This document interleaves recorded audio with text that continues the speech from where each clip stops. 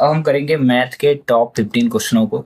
ठीक है, तो ये पहला क्वेश्चन है कि 300 का 48% कितना होगा। तो काफी मैं प्रीवियस लेक्चर जो भी देख रहे हैं उनको पता चल गया होगा कैसे करना है। 300 है, इंटू 48 करिए और सिंपली अपॉन में 100 करिए। 100 से 100 कट गया, यानी 0 0 कट गया।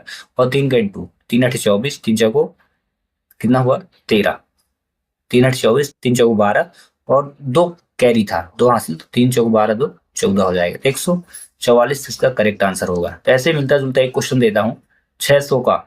ध्यान रखिएगा 600 का 4 पॉइंट, ठीक है, 600 का 4.2% कितना होगा। मैंने पॉइंट लगा के दिया है, ठीक है। थोड़ा इंटेलिजेंट अगर आप हैं क्वेश्चन सॉल्व करें। अगला क्वेश्चन, एक धावक 30 सेकंड में 300 मीटर की दूरी तय करता है, तो किलोमीटर प्रति घंटे में उसकी गति क्या होगी। तो फार्मूला पहले ध्यान दें, चाल बराबर होता है दूरी बटे समय। ठीक है, अब दूरी है कितनी 300, समय कितना लिया 30, काट दीजिए तो कितना है 10। 10 मीटर प्रति सेकंड आया, लेकिन बोला क्या गया है प्रति घंटे में, किलोमीटर प्रति घंटे में कन्वर्ट करना है। तो इसका एक फार्मूला होता है, जब भी किलोमीटर पर आवर में कन्वर्ट करना हो तो 5/18 का क्या करना है, इंटू करना है। 5/18 का इंटू करना है, तो इसके साथ आप कर दो 5/18 का इंटू। ठीक है, अब जो भी कटे काट दीजिए, 2 पंचे 10 और 2 नाम 18, दोनों का इंटू करिए तो 5 पचम 25 हुआ ऊपर से ऊपर का। ठीक है, अपॉन 9, 25 में 9 का डिवाइड करिए तो कितने बार जाएगा, 9 दूनी 18। ठीक है, और 25 में 18 को सब्ट्रैक्ट करेंगे तो कितना आएगा 7 आएगा। ठीक है, तो 7 हो गया ऐसे, 25 भागे 9, 9 दूनी 18 और ये 7 आया, पॉइंट लगाई तो 70 हुआ। 9 सत्ते 63 लीजिए, फिर 7 आया तो 9 सत्ते 63, 2.77 किलोमीटर आएगा। तो इसका करेक्ट आंसर ये हो जाएगा। ठीक है, चलिए इसी से मिलता जुलता एक क्वेश्चन देता हूँ कि 10 सेकंड में 300 मीटर की दूरी की जगह मैंने रख दिया 400 मीटर की दूरी तय करता है।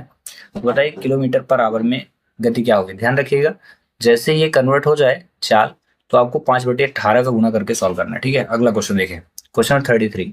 एक परिवार 5 सदस्यों की औसत 46 है, तो टोटल निकाल लीजिए, 5 से गुना करिए। 5 × 46 इज इक्वल 5 × 30, 5 चौको 20, 3 23 हुआ। परिवार के एक सदस्य का विवाह हो जाता है, जिसके कारण औसत आयु में 3 की कमी हो जाती है। एक सदस्य का विवाह है यानी 4 बचे, आयु में कमी हुई, 3 की कमी होती है। तो 46 था तो 43 हुआ, इंटू करिए तो 4 3 12, 4 चौक 16 1 17। तो बोला क्या है, परिवार के नए सदस्य की आयु को ज्ञात कीजिए, जिसके कारण औसत आयु में 3 की कमी हो जाती है।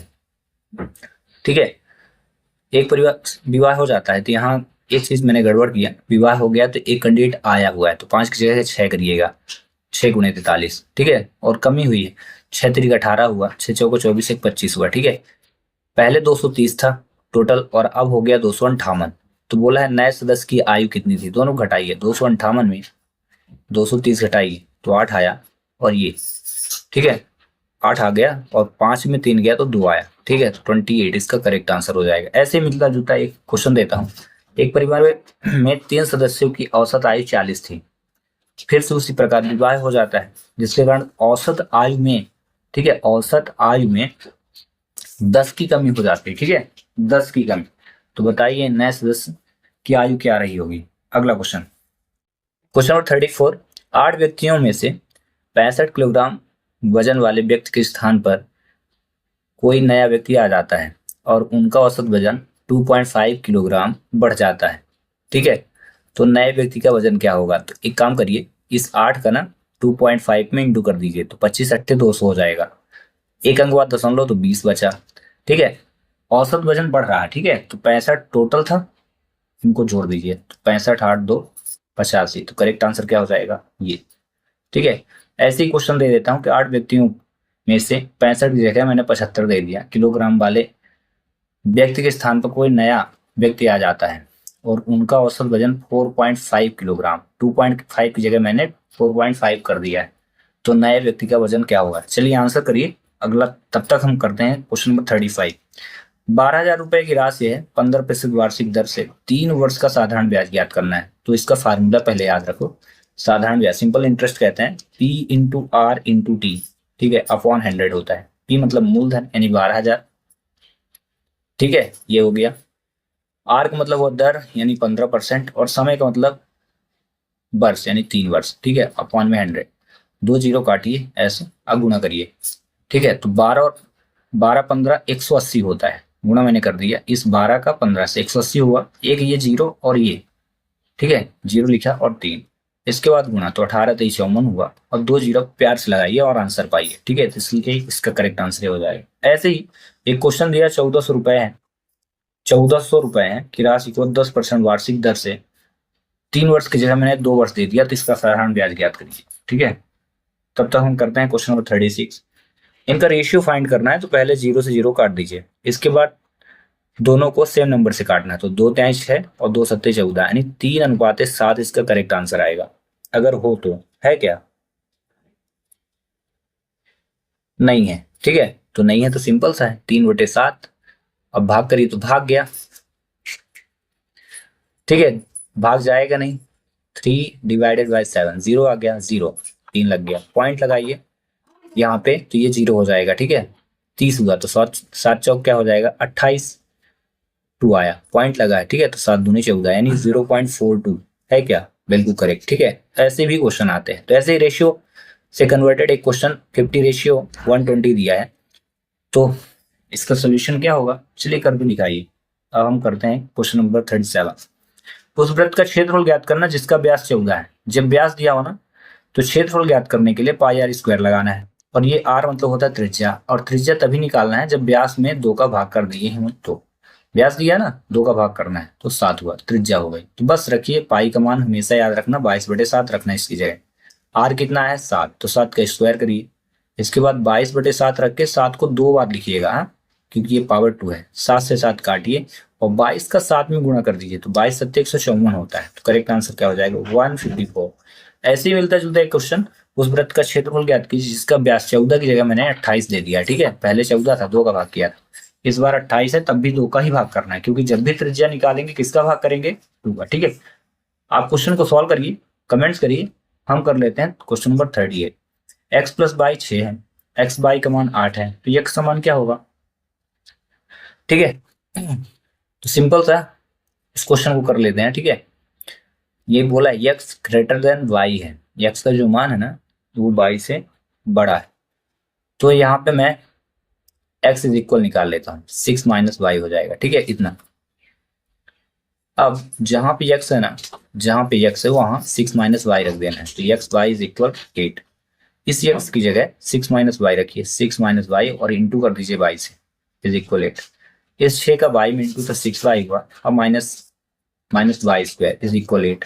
वाई स्क्वायर को उधर ले चलिए, तो वाई स्क्वायर माइनस था तो प्लस हुआ, और ये प्लस था तो माइनस हुआ, 6 वाई इज इक्वल 8। अब ये वाई स्क्वायर माइनस में था, प्लस में था, माइनस हुआ, और 8 प्लस में था, ये इज इक्वल 0। ध्यान रखिएगा, इसको इस पार ले गया, इसको भी इस पार ले गया, और ये ऑलरेडी था, ठीक है।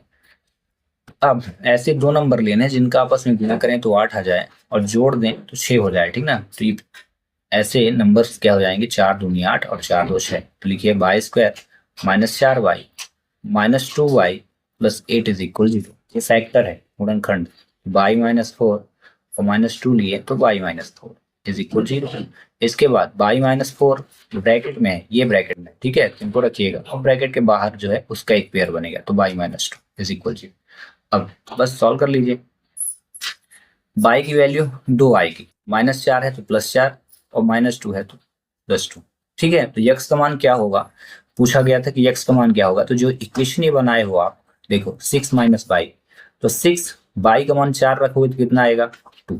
एक बार फिर से 6 और बाई का मान 2 रखोगे तो क्या आएगा 4। तो आंसर 2 होगा या 4 होगा, ठीक है। लेकिन क्या बोल रहे हैं, x का मान जो आपको बताना है वो y से बड़ा बताना है, ठीक है, y से बड़ा होना चाहिए, समझिए बात को।